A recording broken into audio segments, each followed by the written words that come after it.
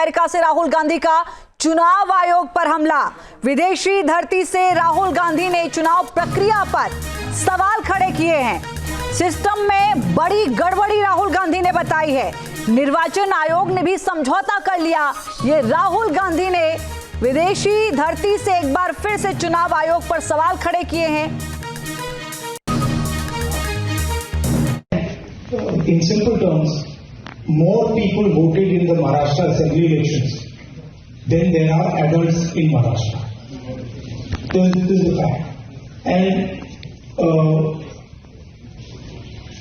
the Election Commission gave us a figure, voting figure for 5:30 in the evening. And between 5:30 in the evening and 7:30 in the evening, when the poll was supposed to have closed, 65 lakh voters voted. Now, that is physically impossible to happen, right? Because for a voter to vote, it takes approximately 3 minutes. And if you do the math, it would mean that there were lines of voters till 2 o'clock at night voting all night, and this didn't happen. So we asked them, but look, you have videography taking place, as if we asked. They not only refused to give us the videography, they changed the law so that now you're not allowed to ask for the videography. It is very clear to us that the Election Commission is compromised. It's very clear that there is something very wrong with the system. We've said it. We've said it publicly. I've said it multiple times. I've said it in press conferences. Other leaders have said it. Rahul Gandhi के इस आरोप और इस बयान को लेकर Bharatiya Janata party की ओर से क्या कुछ कहा गया है, वो भी आप सुनिए। हम रेंट लेंगे इस बिल्डिंग में, कल से हम यहां पर कॉमर्शियल एक्टिविटी शुरू करेंगे, यह करके लगभग अनेकों कंपनियों ने 38 करोड़ रुपए डोनेट कर, मतलब एडवांस रेंट दे दिया कि हम अगले महीने से वहां अपना कॉमर्शियल गतिविधि आरंभ करेंगे। मगर किसी प्रकार का कॉमर्शियल गतिविधि वहां नहीं है। जब चेकिंग किया गया तो ये जो 18 करोड़ रुपए का बोगस डोनेशन है, ये जो एडवांस रेंट है 38 करोड़ रुपए का, और जो 29 करोड़ का बोगस एडवर्टाइजमेंट है, ये सारे पैसे कहां गए? कुल मिलाकर के ईडी कहती है ये प्रोसीड ऑफ क्राइम्स जो है ये 988 करोड़ का है। ये 988 करोड़ का बोगस डोनेशन आखिरकार मां बेटे के जेब में गया है। तो मां बेटे को लगता है कि वो बच जाएंगे, तो गलत है। They are not going to be excused and they are not going to be saved. The law is going to take over and catch them. कानून के हाथ लंबे होते हैं, ये हमने सुना है, और होते ही है, ये नहीं छूटने वाले हैं।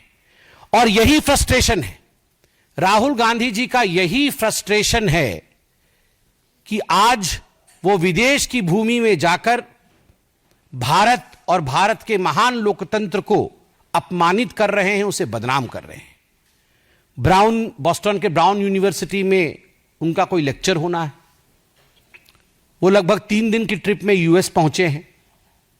और विडंबना देखिए, जब यूएस के उपराष्ट्रपति भारत में है, उस समय यूएस की भूमि में जाकर भारत को अपमानित और भारत के लोकतंत्र के खिलाफ कहना, यह आदत ऐसी ही है कांग्रेस पार्टी की। आप याद करिए, जब कॉमनवेल्थ हो रहा था उस समय भी यूएस में जाकर, और उस समय भारत में ही भारत के खिलाफ राहुल गांधी और उनकी तमाम जो उनके नेतागण हैं वो कह रहे थे।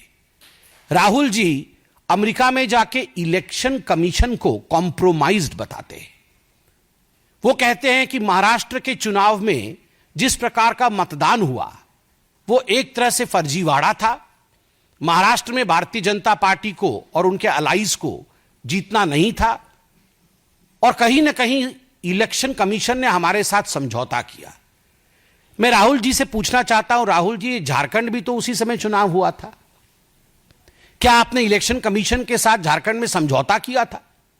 आप एक बार सोरेन जी से पूछिए, क्या उन्होंने समझौता किया था इलेक्शन कमीशन से? प्रियंका वाड्रा उसी चुनाव में जो बाई इलेक्शन हुए थे, उसी समय उसी कालखंड में जो बाई इलेक्शन हुए थे, उस बाई इलेक्शन में वो जीत के सदन में आई पैलेस्टाइन का बैग टांग करके। आप बताइए, क्या प्रियंका वाड्रा ने रॉबर्ट वाड्रा की मध्यस्थता से इलेक्शन कमीशन के साथ कोई कॉम्प्रोमाइज किया तभी उसकी जीत हुई, या वो अपने मेहनत पर जीत कर आई?